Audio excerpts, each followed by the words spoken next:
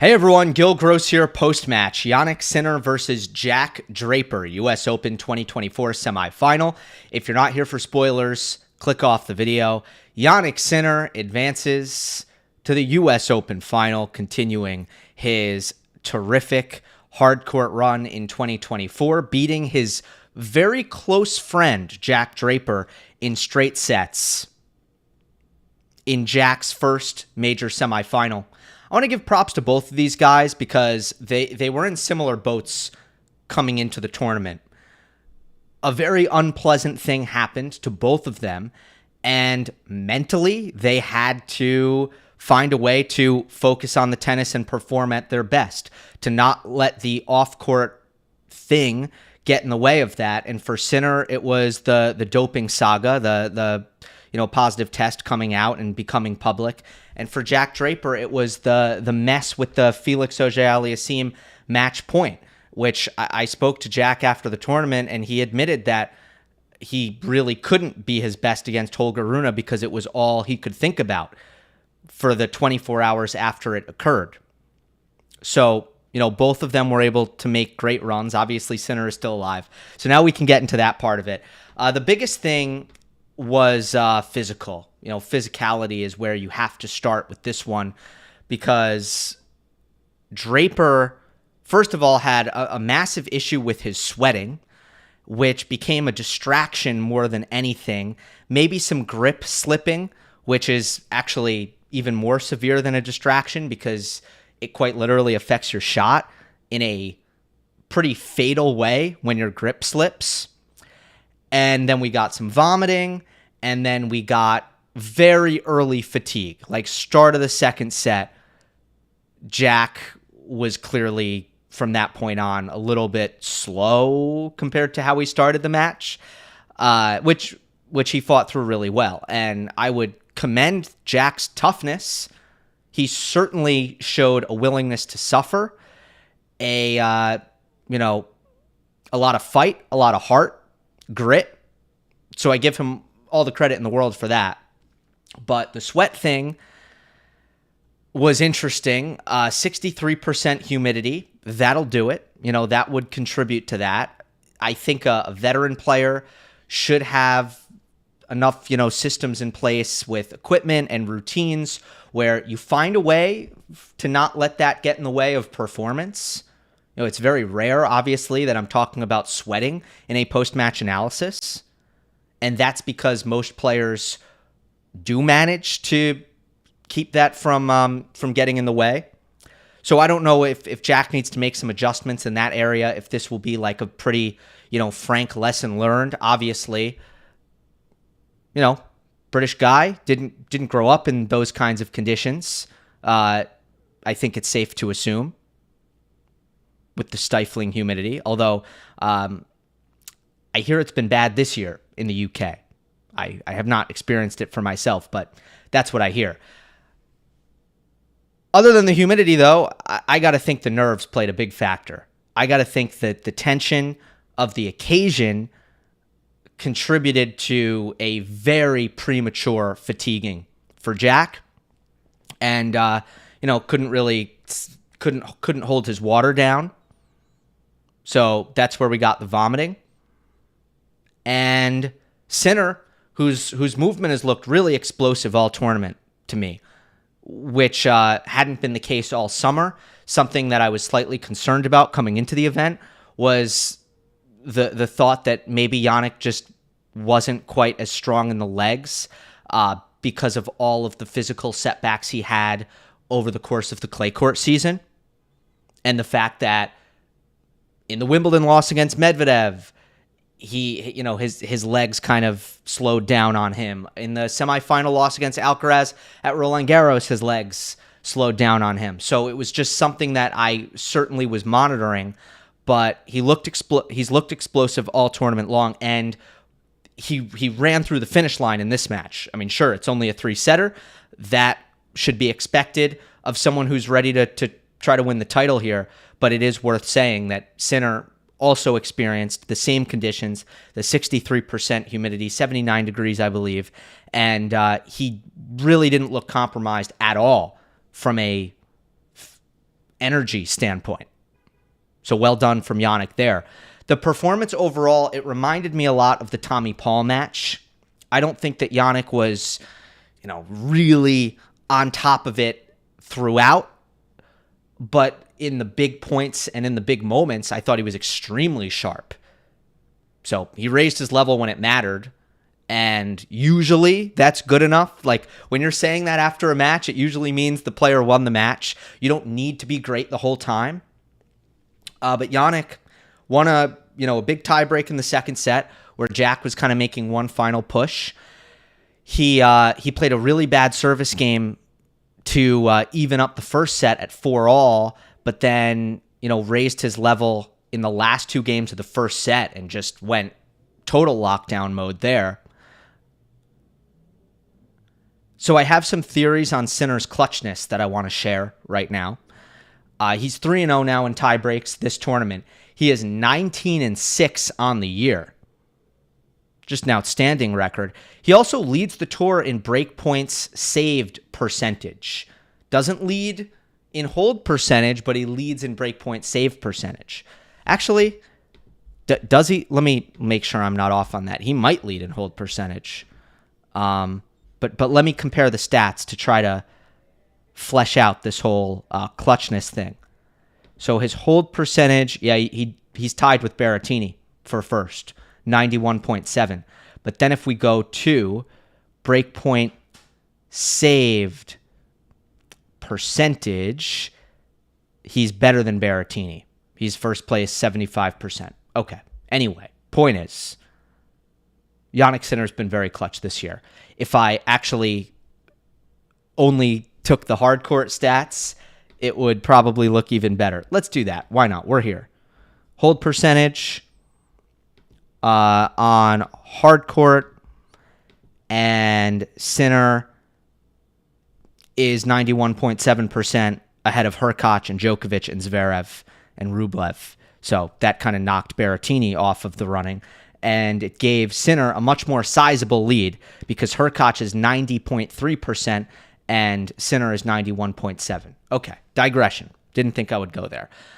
Theory on Sinner's clutchness. Mostly every player, unless they are stricken with nerves, they're moving their feet with a little more intensity when they're in heightened situations.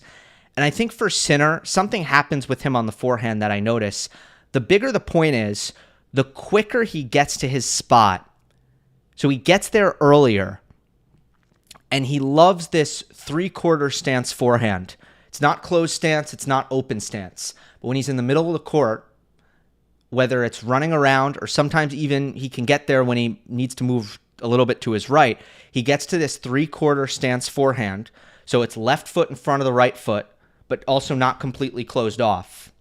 And when he gets there super early, he gets this incredible weight transfer on his forehand. And when he gets that weight transfer on his forehand, because he's had time to load up and get his weight behind the ball, he takes big rips and he doesn't miss. I mean, the forehand in the second set tiebreak, if you look at those spots, like every single one, he got his feet set really early, but sometimes that's a bad thing. But in this case, look, it's a good thing if you're in the right spot. It's a bad thing if you didn't take enough adjustment steps to actually get in the right place. But he's in the right place really early, and he's transferring his weight forward into these forehands, and they're just absolutely enormous forehands, and they're consistent. It feels like he can make them 10 out of 10 times. Overall, tactically for Sinner, I thought that hitting big out of the backhand corner was important against Jack. I think Draper was trying to trade through Sinner's backhand side, attack into his forehand side, and it's really difficult for Draper to do that when he's trading to Sinner's backhand side and not getting anything to attack, especially in that cross court, when Jannik's backhand is too big and too deep, so Jack can't change direction with his forehand. And what I saw a lot of, and that battle was very important because I thought Draper did a good job when Sinner dropped his cross-court backhand short. Draper did a good job of ripping his forehand down the line. I just don't think he got enough looks to actually hit that shot. where when Sinner hit good, strong backhands cross court, he found a runaround on the next ball, and he'd hit his forehand inside in, which is a shot that's been firing for him at this U.S. Open. So for Sinner, hard backhand cross court, get Draper on the move to his forehand. When Jack is under duress into his forehand wing, the ball drops short. And then Sinner can go nuclear with the runaround forehand. I saw a lot of that. But obviously, Draper's patterns didn't seem like he really found anything that worked all too well. And then when he was attacking Sinner's forehand more aggressively at the end of the first set, Jannik, midway through the set, missed a bunch, and then he just found it, and suddenly they were all coming back when Draper was, hammering Sinner's forehand at the end of the first. All right, some critiques for Jack in this performance. Obviously, he double faulted 3 times in one game to lose his serve at the end of the first set. It's going to be hard to hold when you double fault 3 times. I don't think it was a massive issue for the rest of the match, but that one hurt. I don't think he was really throwing enough at Sinner in the first in terms of aggressive variety. And he almost played Sinner into form. He was pretty timid about coming forward. And honestly, he probably was not letting loose fully on his forehand unless he really had an invitation to do so. And he wasn't serving volleying. And he wasn't slicing his backhand. So honestly, he got a little bit uncreative in the first set. He's kind of grinding with Sinner. Mixed results. Like, Jack was winning some of these rallies, but that's because Jannik, as I have already mentioned, he was off at times in the first set. Once Sinner found a groove and started to get the timing going, then Jack started losing those exchanges, and I think that was almost inevitable. Like, of course that was going to happen. Jack almost played Sinner into rhythm in the first set. Plus, it made it more physical. And the problem with that for Draper, because I think he's an outstanding ball striker. I think he can, to an extent, trade forehands and backhands with Sinner. Just doesn't move well enough, I don't think, to really hang if he's going to play super neutral against Jannik. Right? Because Sinner hits so big, and there's so much, brilliant high-level offensive baselining by Sinner. Once he really gets Jack extended and defending, I don't think Draper is quick enough to... I don't think he can afford to defend much. And if you can't afford to defend, you got to be pretty quick to take control of the points, which Jack wasn't in the first set. Now, in the second set, his coach at the start of it was like, Jack, we got a point short in here. And interestingly enough, if you look at the stats, the points stayed the same length. The difference was he was dictating more. So by Jack's coach saying, Jack, let's take control more, let's shorten these points, he actually didn't shorten the points, but he did do better because he wasn't doing as much running, and Sinner was doing a lot more because he was holding the baseline better, Draper. He was more violent on the forehand. He was coming in more. He was serving volleying more. I think he came in 6 times in the first set and 22 times in the second set. So huge difference there. And I thought it worked for Jack, but he was tired. He didn't have his legs. So you didn't have the full package. You had the tactics got better for Draper, and he actually did some really great things, but didn't have his legs, so there was always a limit to how well he could play. First serve for Draper, impressively potent, but he didn't make enough. He was around 50% for most of the match. When I say impressively potent, let me just expand on that. Tommy Paul could not get a free point against Sinner. He just couldn't. Daniil Medvedev struggled to get free points against Sinner. Draper could. So let's give the serve some credit, but he didn't make enough. Last thing, Draper's drop shot off the ground. Hit some good drop volleys, but the drop shot was very heavy, very often. Usually Draper's drop shot was bouncing past the service line, which is a sign that you didn't hit a good drop shot. So those are the kind of the Draper critiques. For Sinner, again, I don't want to kind of nitpick too much because he raised his level when it mattered. I thought there were some struggles in the midcourt game for Jannik. Like, I think he missed a lot of balls when he had to step inside the baseline, and that might be something he'll look at, but overall, thought it was a solid performance, and physically, he should be pretty proud of how he held up. Hope you enjoyed. Don't forget to subscribe. I'll see you next time.